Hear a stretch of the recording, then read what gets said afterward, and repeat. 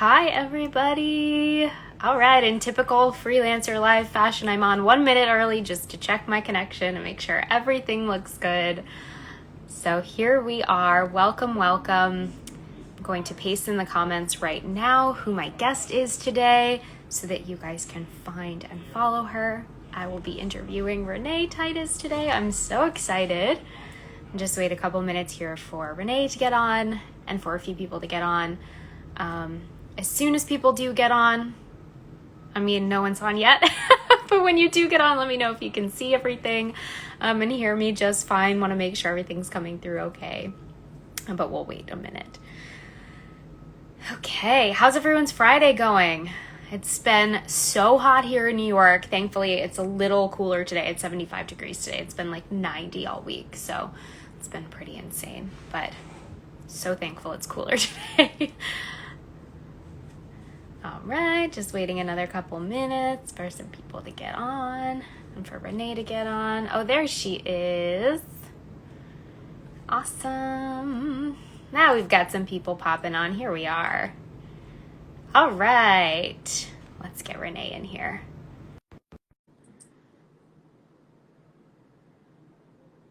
All right, she's coming on in. Hi. Hi. Hi, it's so good to see you. Good to see you. Oh my goodness. Welcome, It's welcome. been so long. I know. Oh my gosh.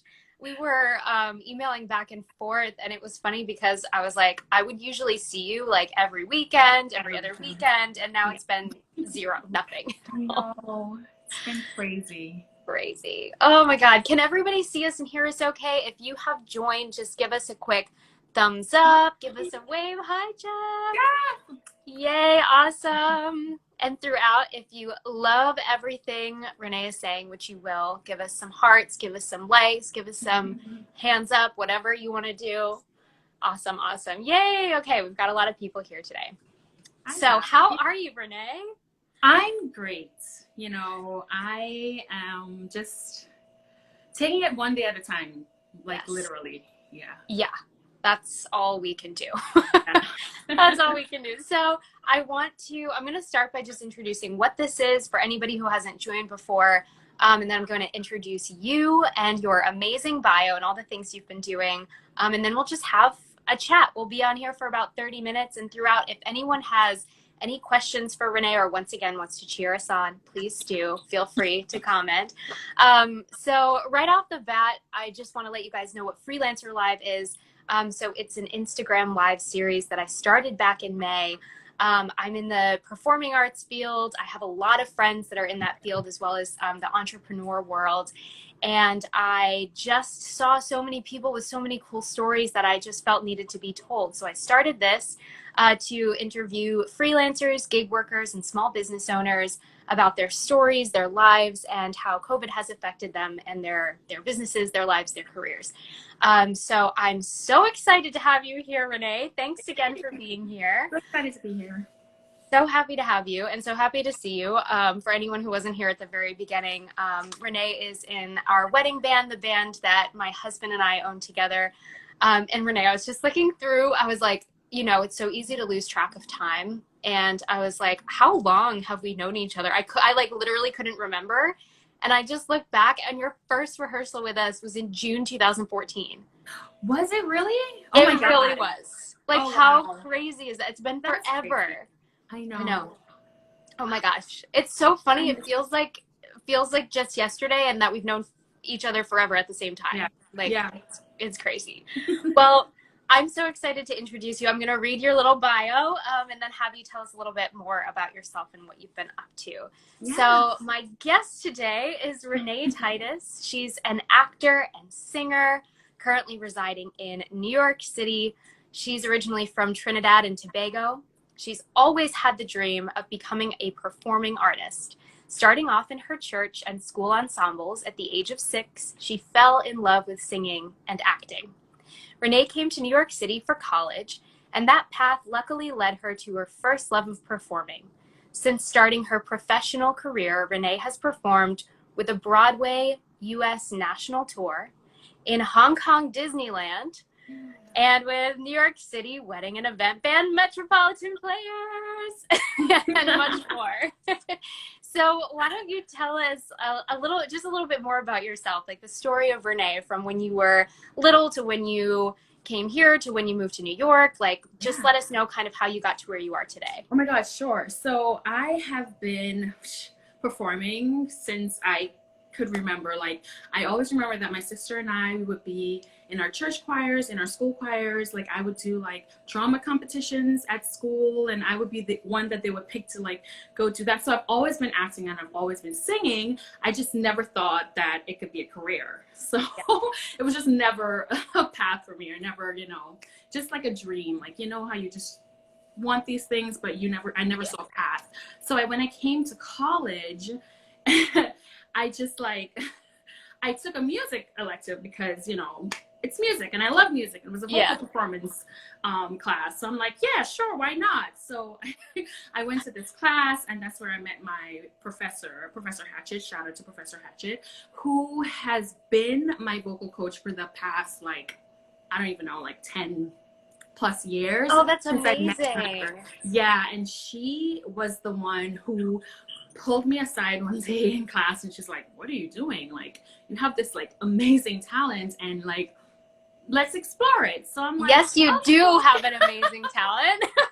I'm so glad she recognized that in you. That's amazing. I know, but I never like thought of it like being something that I would do professionally. So I'm like, okay, sure. So I started training with her privately, and you know, that's when I really like fell in love with like musical theater. And I've seen like a few shows before. I remember that when I was about 15, 16, I was in the Global Young Leaders, and we came to New York for a conference, and they took us to see Phantom, and that was my first ever Broadway experience. So I was always in love with Broadway and everything. I just never thought it was a path for me. I just never thought it was something that I would do.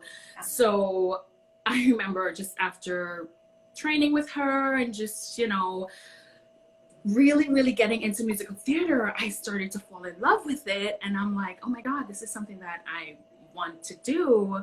And, you know, having not going to school for that, I really had to train twice as hard, basically. So I took all my training with her, then the dance classes, workshops. And I'm so lucky to be living in NYC because there's so many opportunities here. There's so many workshops. There's so many, like, the best of the best classes you can take her out here. So I'm just so grateful and lucky to be able to have taken those classes and like, you know, hone my craft and everything. Cause I respect it so much. You know, people go to school and, you know, and they're up to their eyeballs in debt for this.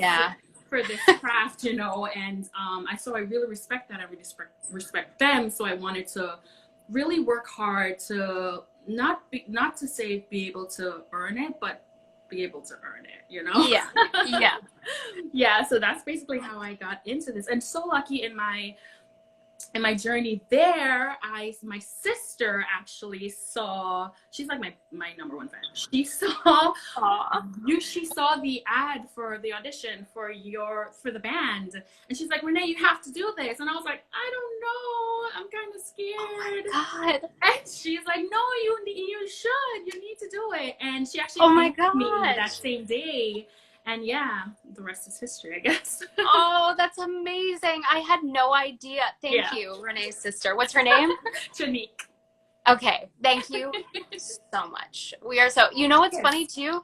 I just saw Danny join, and her sister, I think, came with her to her audition also. Which is, I know, best support system ever.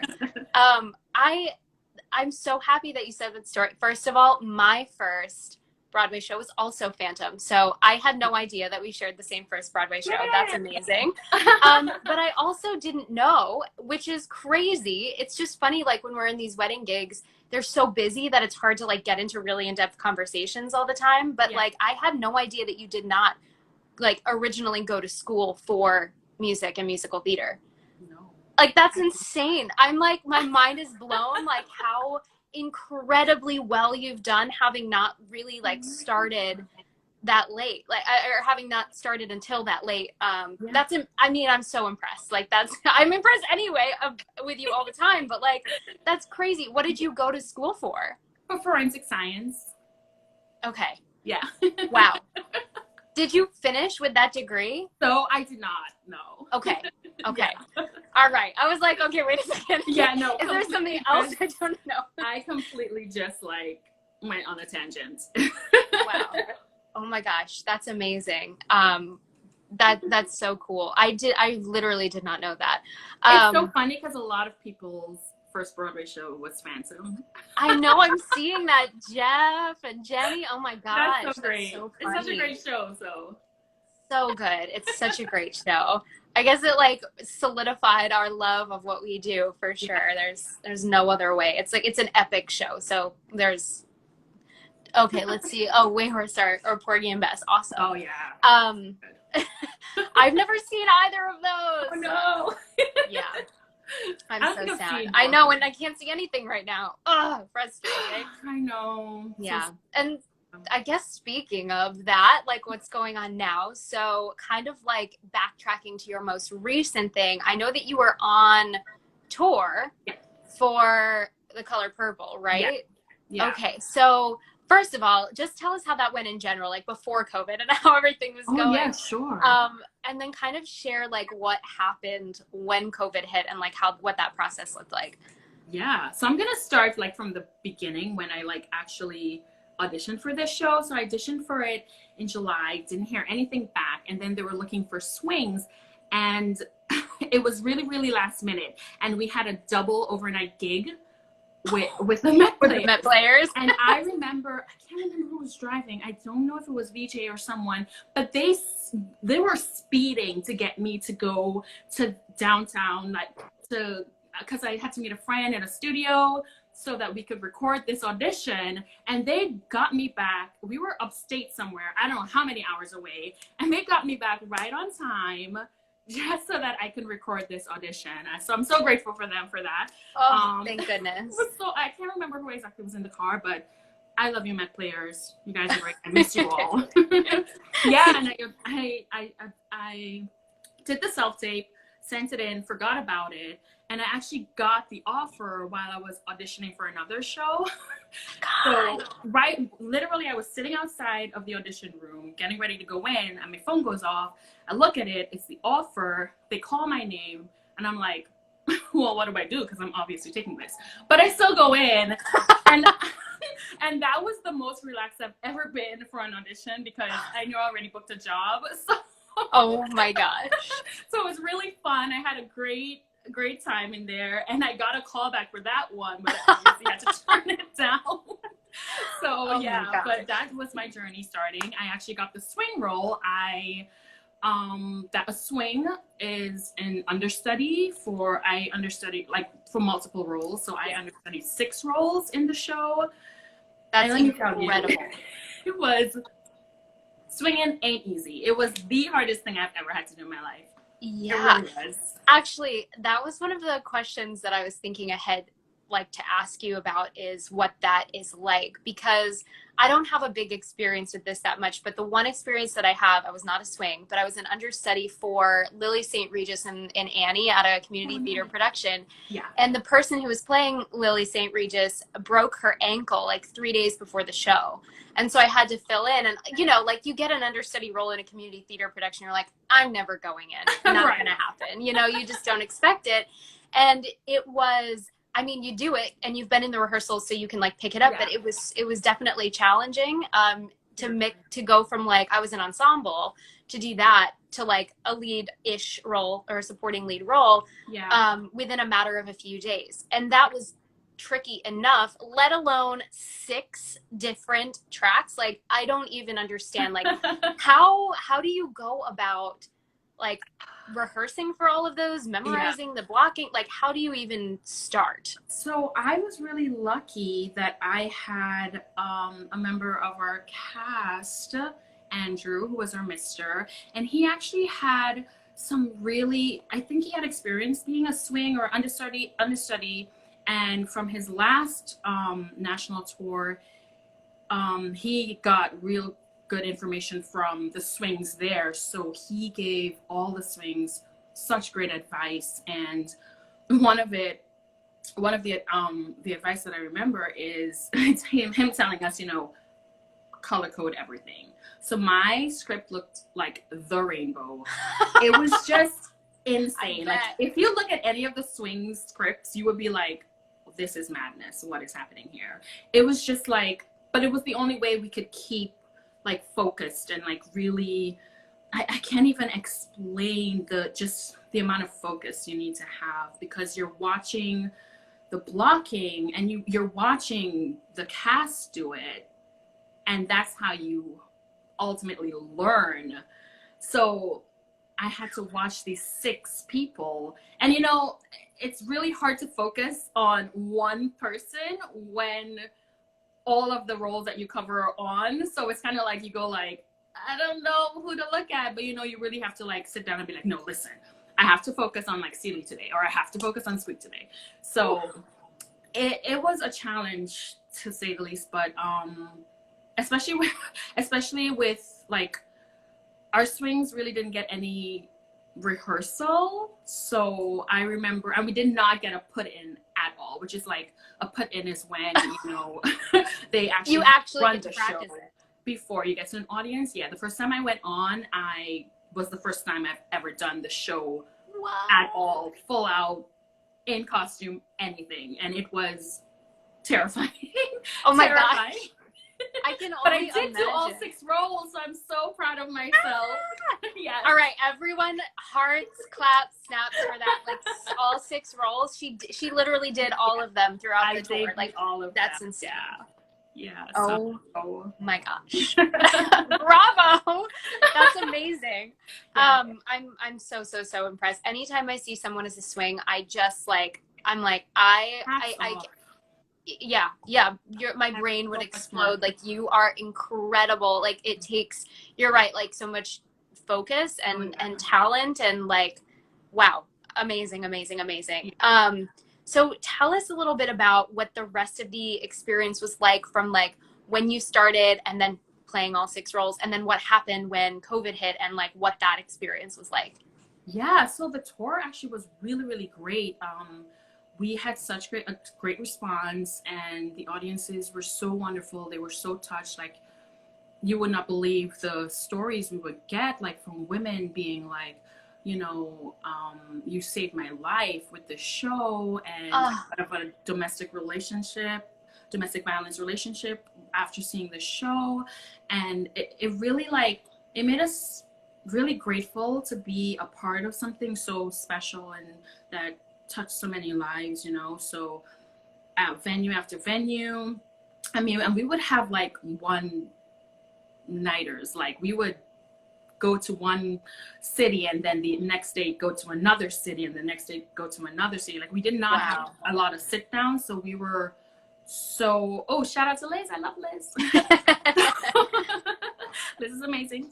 So we were so exhausted, but just knowing that always like kept our spirits up, you know. So you know, just going through all the different cities and you know, first of all, realizing how beautiful, you know, the country is, and going to cities that you never thought you would ever go to, and loving it. That was a great experience. And so then, you know, the tour was going great. You know, everyone was having a great time. We were on the 2nd leg of our tour.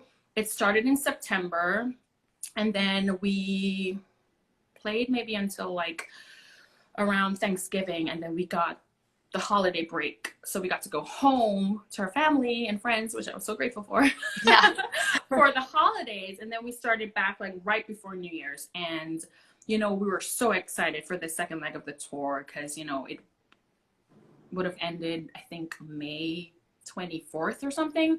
So we had a long way to go, and you know, city after city, everything was going great. And then we had our engagement in Key West, which was so amazing, so beautiful. We were having the time of our lives. Like, it was so great. But that was when we started to hear more and more about like the COVID situation, and we didn't really know what to think at that time. And funny thing is, I have a lot of friends who are still in Hong Kong, and they have been dealing with this for so long. Like my friends there were quarantined when we weren't even quarantined. So I had like an idea of it, and like, Wow. I had an idea of, you know, they shut down Hong Kong Disneyland and all that stuff, so they couldn't perform. And I'm like, well, if that's going to happen to us, you know. So I already had that in my mind, but we were still chugging along. And then I remember after our Key West engagement, we were on our way to Miami. And I know that Miami was going through the whole like, we're gonna shut down theaters and all that stuff. So we were really kind of like, it was up in the air, but we kind of had a feeling like this can't continue much longer with everything going on. Right. And I remember we were on the bus on the way to Miami when we got an email, and everyone was on the bus like, did you guys see the email? Did you guys see the email? And it was them saying, it was our producer saying, you know, we're gonna send you guys home for 2 weeks. For 2 weeks. 2 weeks. We're gonna send you guys. We all know what happened.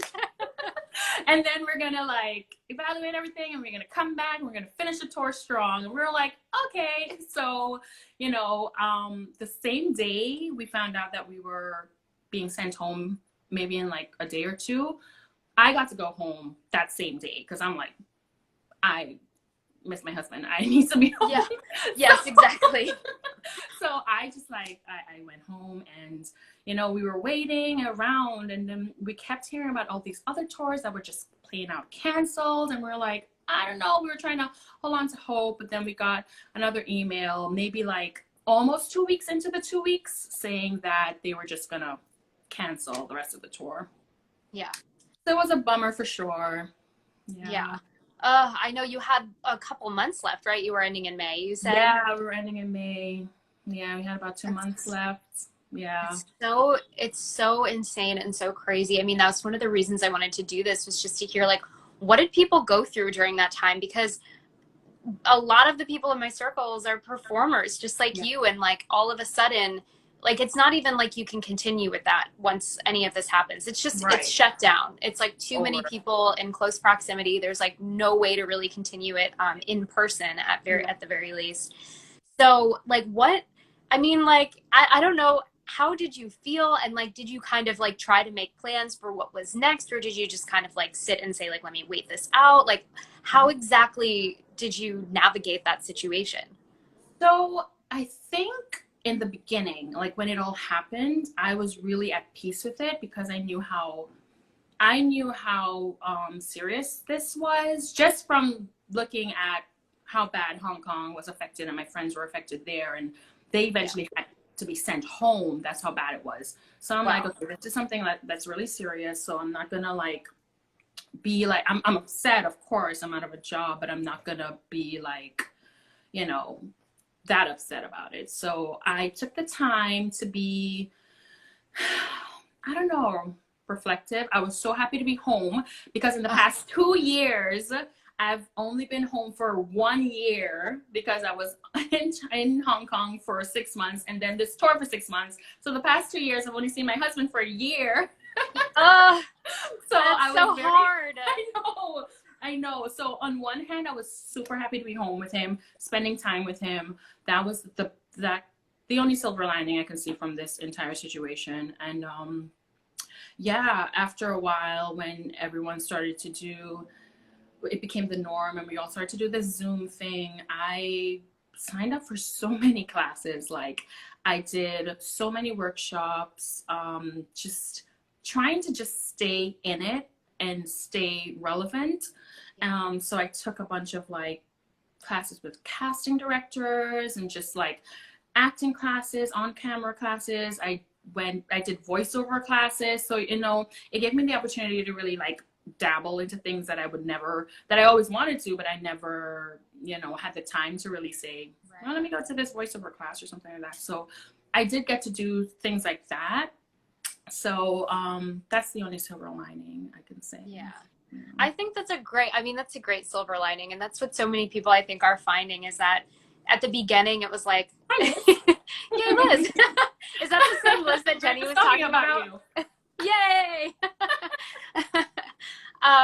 It's so good to hear that, like, I think a lot a lot of people in this industry did like take that time to just reflect at the beginning and like just like let everything sink in, like what's happening and like what's going on and what is this going to look like for my career, and then like try to do something with it. And that's not possible for everybody, but I think the fact that you like went out and took classes and really it was all good things. And and we really tried to, and that, you know, you tried to like use that time for things that you wouldn't have had time for before. Like that's such an incredible way to look at the situation, and to handle that, because it's hard, right? It's been like a hard number of months to not be able to do your craft. It's so hard. Like we're all, I look at all of my friends and just the ones who are taking it well and the ones who are just not. And, you know, performers just we need to perform. We need to be on stage. We need to express ourselves. I mean, if you don't want to, that's also fine. I always tell people that like sometimes you just don't feel like being creative, and that's totally understandable. You know, with what's going on in the world, sometimes you just don't feel like being creative, which is fine too. But yeah, it's so hard for us right now, you know? Yeah. So hard. So for anyone who's watching now, we have about 5 minutes left. I told Renee before this, I was like, it's only half an hour and it goes by so fast. Like I feel like we've been talking for 5 minutes. It's almost over, which is crazy. But if you have any questions for Renee about her experience or what she's done over the past few years or how anything was during COVID, please let us know. She's happy to answer, I'm sure. I'm speaking for you, but I figure that's okay. We'll make her answer. No, I'm just kidding. So I would love to hear if you have, so for anybody who's thinking of getting into acting and singing, performing, like what advice do you have for them? My advice would be, that would mean you already love it. So I would hold on to that because it's so easy to forget why you wanted to do this in the first place. Sometimes I have to remind myself of that. And I would also be like, just work on your craft. It's so important. So important. Take those singing lessons, take those dance lessons, those acting classes, you know, whatever college you think is right for you. I would just do that and really enjoy my experience doing it, you know. And I would say like when you're really ready to audition and like really go out there and make it work, I would just say, just be kind to yourself. It's so easy to just always be like down on yourself and hard on yourself, and I would just remind people that everyone is talented in this business, really and truly. Everyone can sing, everyone can, you know, just find what works for you and really just do that. Just do you, and just know that not every day is going to be your best day, but that you're talented and you work hard and everything's going to work out. That's what I think. I love that. I love that so much. And the first piece of advice you said about like, you love it and always remember that, is probably, I think, one of the most important things in the industry when you have to like hustle and keep going to auditions and be told no, and like it's going to happen 1,000 times. And it's so important to just remember, like, I love doing this. Like, that's why I'm doing it. Oh my God. Jeff's question. We did actually get a couple questions. So, okay, let's see. Okay. How scale from 1 to 10? Oh, I'm very loud. Yeah. Yes, Renee's voice, it projects so incredibly well. Your audition was amazing. It was so funny. Drew just asked me to just keep singing as loud as I can. Just as loud as I can every single time. He was actually curious as to like how loud you could sing. He was like, it's already like it's projecting so loud, like can you go louder? And you were like, yeah. I can. Okay, if you're okay with a couple extra moments on here, we did get a couple questions. We have one from Liz. So she said, what are you hoping changes or evolves in the industry when things pick back up after COVID?